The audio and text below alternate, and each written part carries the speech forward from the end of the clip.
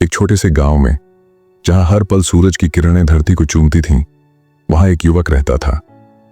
उसका नाम था अर्जुन। अर्जुन का जीवन साधारण था, लेकिन उसके अंदर एक असाधारण इच्छा थी।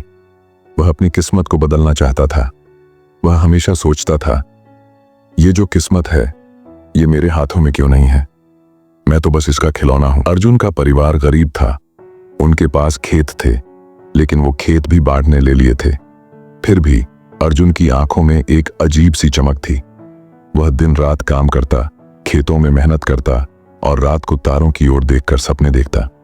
एक दिन उसने अपने पिता से कहा, पिताजी, मैं इस गांव से निकलकर शहर जाऊंगा। वहां मेरी किस्मत बदलेगी। पिता ने गहरी सांस ली और कहा, बेटा, किस्मत को जबरदस्ती बदलने की कोशिश मत कर। किस्मत को समझना होता है, उससे लड़ना नहीं। लेकिन अर्जुन के दिल में वो आग थी जो बुझने को तैयार नहीं थी। उसने अपने परिवार को छोड़ दिया और शहर की ओर चल पड़ा। शहर की चमक दमक ने उसे अपनी ओर खींच लिया।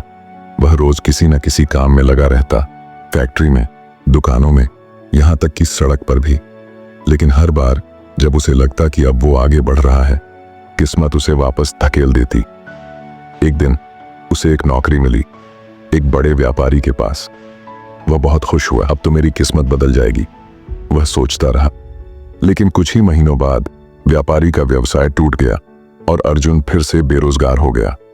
उस रात वह एक खाली पार्क में बैठा था। उसकी आंखों से आंसू बह रहे थे। क्यों क्यों मेरे साथ ऐसा हो रहा है? मैंने तो सब कुछ किया, सब कुछ।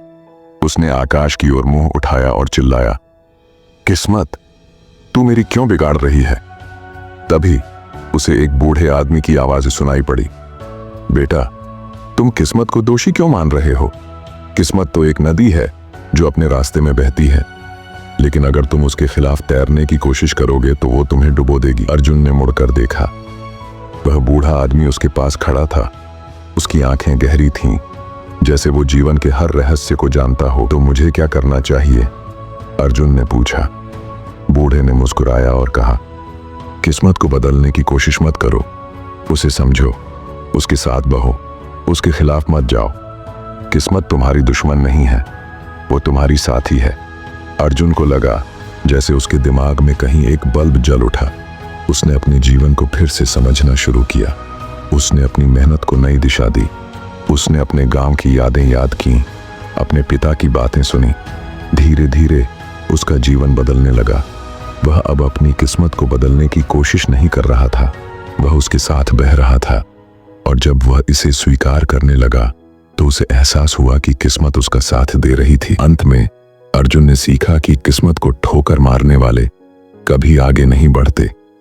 अगर आपको ये कहानी पसंद आई तो इसे लाइक करें, अपने विचार कमेंट में जरूर बताइए और हमारे चैनल को सब्सक्राइब करना न भूलें, ताकि ऐसी ही प्रेरणादायक कहानियां आपको मिलती रहें।